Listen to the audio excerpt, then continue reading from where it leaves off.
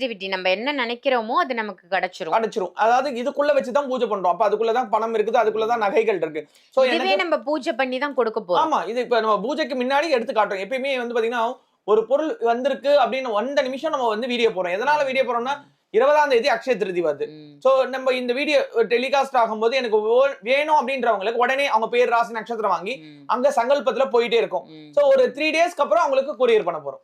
So என்னைக்கு பேர் கொடுக்குறாங்க, என்னைக்கு பேமெண்ட் பண்றாங்களோ, பேர் வாங்கின நிமிஷம் சங்கல்பம் 3 டேஸ், மினிமம் 3 டேஸ்.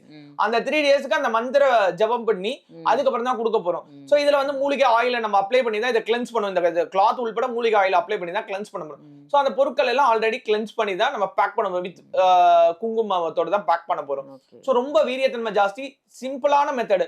சோ எங்க வீட்ல வந்து விளக்கேத்த முடியாதுங்க அப்படின்னு நிறைய பேர் சொல்றாங்க. நம்ம வீட்ல வந்து பாத்தீங்கன்னா இதுவா இருக்கு, நிறைய பொருட்கள். இது ரொம்ப சிம்பிளா தான் இருக்கும்.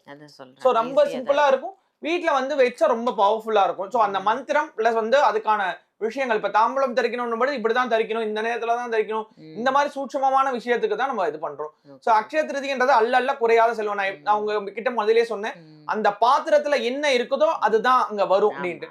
சோ இந்த அக்ஷய திருதி அப்போ இந்த பாத்திரத்தை வச்சு அதுல அர்ச்சனை பண்ணிட்டு அதுல பணம் வைக்கிறோம், அதுல நகை வைக்கிறோம், அதுல வந்து பாத்தீங்கன்னா எல்லா விஷயத்தையும் வச்சு அந்த தாம்பூலத்தை தரிச்சு எங்க வீட்டுல பணத்துக்கு குறை இல்ல, எங்க வீட்டுல நகைக்கு குறை இல்ல, எங்க வீட்டுல செல்வத்துக்கு குறை, எங்க வீட்டுல ரோகமே இல்லாத வாழ்க்கை அப்படின்றத அவங்க நாவினால சொல்லணும். இத மூடி பீரோக்குள்ள வச்சிடணும்.